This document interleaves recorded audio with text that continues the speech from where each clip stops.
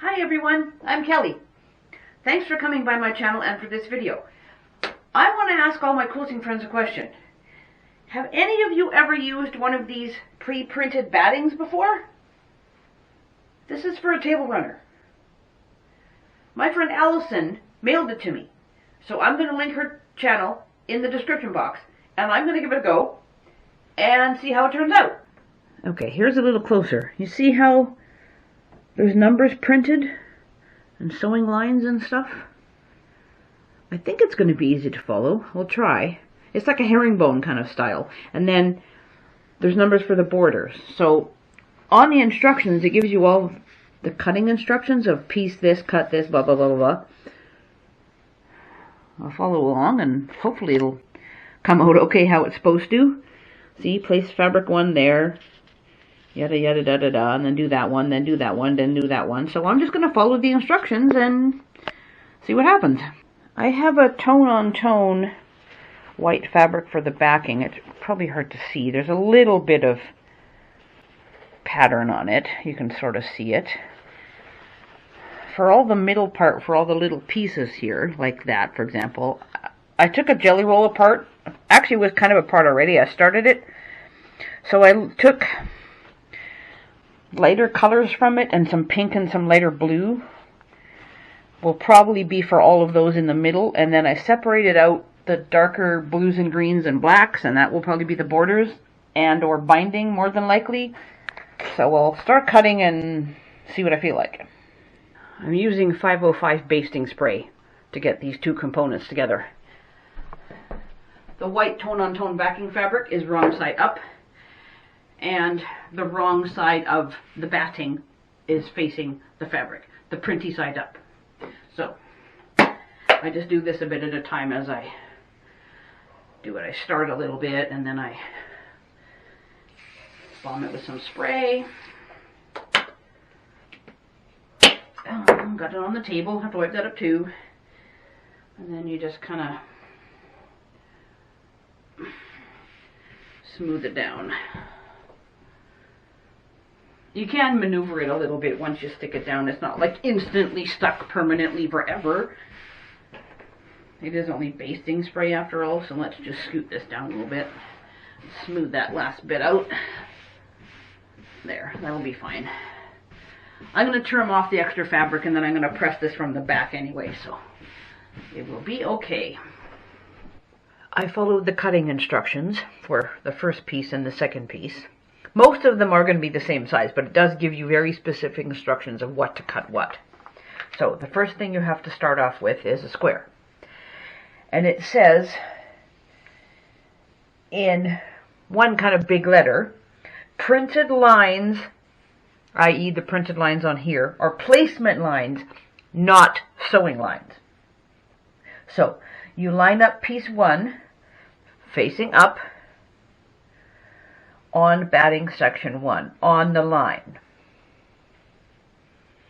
like so. And then you take piece 2 that you've cut the right size, and you put it like that on top of piece 1, lining it up along there, and then you sew it. Piece 2 has been sewed on, and I went a little bit past this line. There's no border here, so I'm assuming later on I trimmed here and then the binding goes around it, but just for stability, it's there. Now, since we're not supposed to press, whoop, you stay there, that over, and it covers over the line. It looks pretty good there. And where's my rolly thing? Oh, hold on a minute. I'm going to leave this by the machine, and I'm going to sew a piece, roll it, sew the next piece, roll it, etc. So smooth it over. Just do that to be sure it's flat enough. Looks good to me.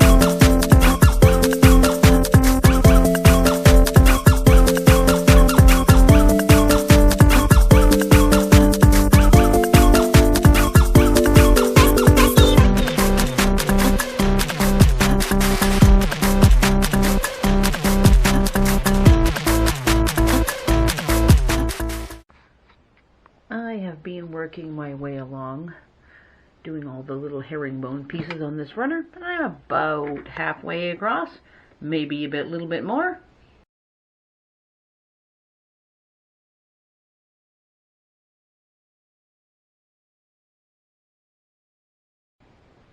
The instructions say for piece 29 is to cut that piece a little bit shorter than I've been doing all these other ones.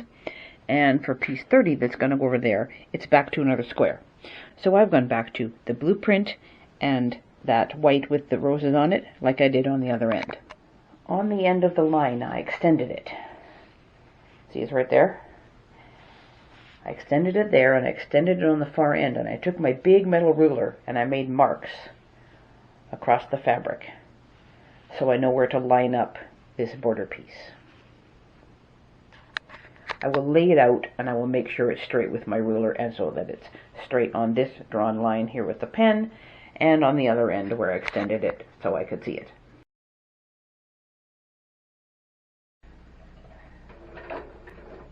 The pattern instructions say to sew the binding onto the back of the runner first and then turn it over, folding carefully, and sew it down on the front. That's how I do binding all the time. So all I'm doing is sewing right along the edge of the binding. It's essentially top stitch at this point. I have black thread in the top and a pale green in the bottom. So I'm going to sew around the whole thing and it will all be done. All done.